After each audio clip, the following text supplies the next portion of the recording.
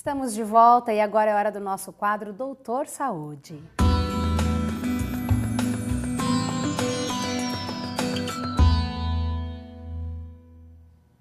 E hoje vamos falar sobre os riscos da automedicação. Para falar sobre esse assunto, convidamos o Dr. Rinaldo Ferreira, que é farmacêutico e presidente da Associação dos Farmacêuticos Proprietários de Farmácias no Brasil.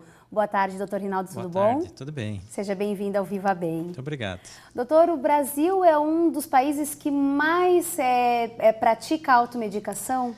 É verdade, o consumo de medicamentos sem prescrição, sem a receita no Brasil, ele é bastante grande, né? E está entre os primeiros do mundo em consumo de medicamentos, né?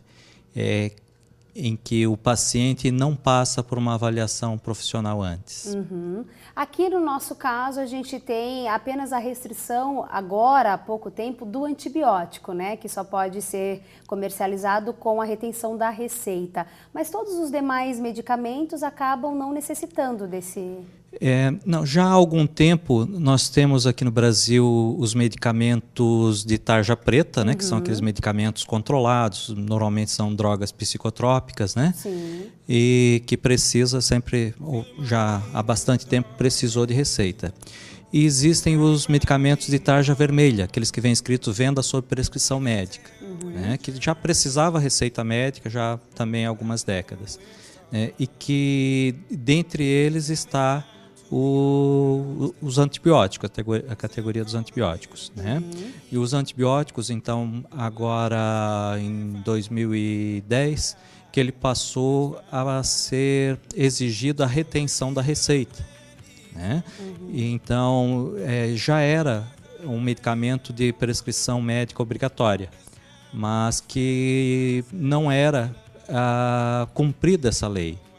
Então, a escrituração, quer dizer, agora a farmácia, além de reter a receita, ela tem que escriturar. Então, vai no momento da venda do medicamento, vai a informação para a Anvisa, que faz o controle, né, dessa venda. Então, assim, hoje em dia, então, está se seguindo mais essa lei, né? Perfeito. Mas com a retenção agora, com essa exigência para o antibiótico, não aumentou o consumo do uso do anti-inflamatório? Sim, diminuiu um pouco o consumo de medicamentos, de antibióticos, né? Não tanto como se esperava, mas teve uma redução sim, que agora realmente é difícil, muito difícil, né? E deveria ser impossível comprar sem receita. Então, isso provocou uma queda no consumo de antibióticos, né? E com isso, as pessoas passaram a comprar outros medicamentos que não exigem prescrição. Então, de vez de usar o medicamento para a infecção, estão usando o medicamento para a inflamação, né? Então, muitas vezes não está se tratando a causa da doença, está só se mascarando um sintoma. Então, isso sempre é importante, que daí entra na questão da automedicação, que foi a chamada, né? Exato. Então, os pacientes, quando eles querem se automedicar, eles estão com uma infecção, e como não pode comprar a infecção sem a receita médica, como muitas vezes eles não conseguem essa consulta com o médico, então eles vão direto à farmácia e pedem um medicamento que não exige essa receita médica. Sim. Em muitos casos, isso leva a piora do quadro. O paciente vai ficar mais doente, ele pode até ficar com menos dor no momento, aliviar a dor, em alguns casos a pessoa está com febre, né, está tomando um antipirético, está aliviando a febre, baixando a temperatura, mas não está indo no que está causando a doença. Exato. Então é importante, que sempre tenha um profissional que auxilie a avaliação desse paciente. Normalmente quem faz esse papel é o médico. Claro. Né?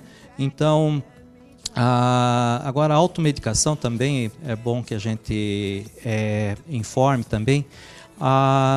Ela não é um pecado, não é um crime. Né? A Organização Mundial de Saúde, a Federação Internacional dos Farmacêuticos, reconhece a automedicação como um direito de todo cidadão. Então as pessoas têm direito a se autocuidar, inclusive usando medicamentos. Tanto a Organização Mundial de Saúde como a Federação Internacional dos Farmacêuticos dizem que o farmacêutico, nesse momento, tem um papel muito importante, que é auxiliar o paciente a fazer uma automedicação responsável.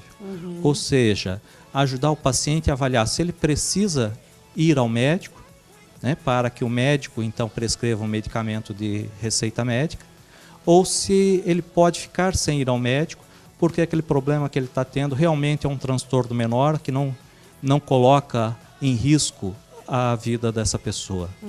Então, o farmacêutico deve ajudar o paciente a decidir: preciso ir ao médico? Não preciso ir ao médico. Se não preciso ir ao médico, que medicamento que eu posso tomar? Né? Então, o farmacêutico é esse profissional que vai ajudar o paciente a decidir que medicamento que ele pode estar usando e de que forma que ele vai usar esse medicamento. Certo. Então, esses medicamentos que nós estamos falando são os medicamentos isentos de prescrição, reconhecido como MIPs ou OTC, né, a sigla americana. E esses medicamentos correspondem a 40% dos medicamentos comercializados no Brasil. Então é um número bastante expressivo. Quase a metade dos medicamentos que se consomem no Brasil são medicamentos que o paciente pode chegar na farmácia sem receita e sair da farmácia com o medicamento na mão. Perfeito.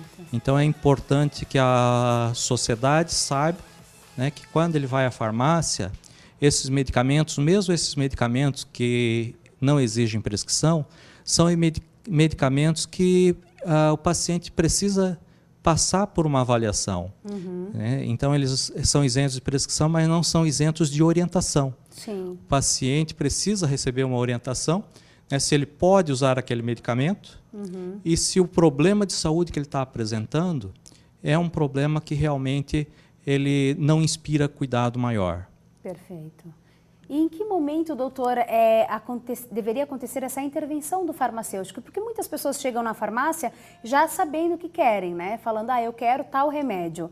E aí, nesse momento, ele não tem a receita. Digamos, um remédio para gripe, que é liberado, né?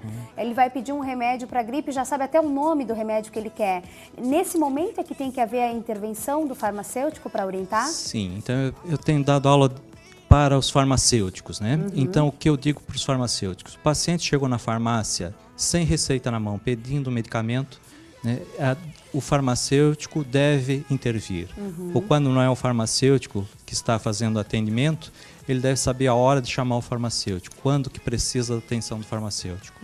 Da mesma forma que o farmacêutico tem momentos que ele vai encaminhar esse paciente ao médico, o atendente da farmácia, que não é farmacêutico, vai ter que saber a hora de encaminhar esse paciente ao farmacêutico.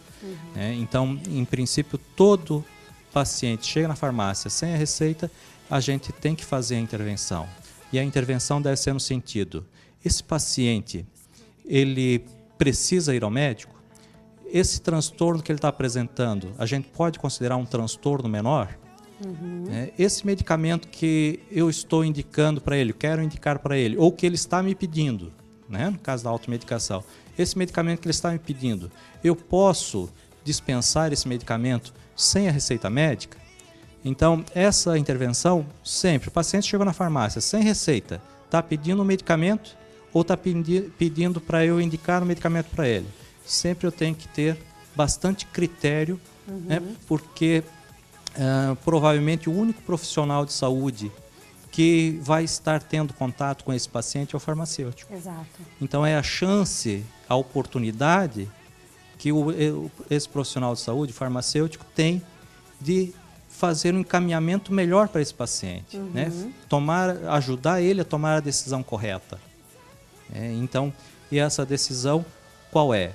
É deixar o paciente sair com o medicamento que ele pediu, indicar outro medicamento que está mais adequado para ele, encaminhar esse paciente a outro profissional, que normalmente é o médico, né? Geralmente é o médico. Tá certo, doutor. E tem algum medicamento que é mais procurado sem a receita, que geralmente as pessoas vão na farmácia comprar?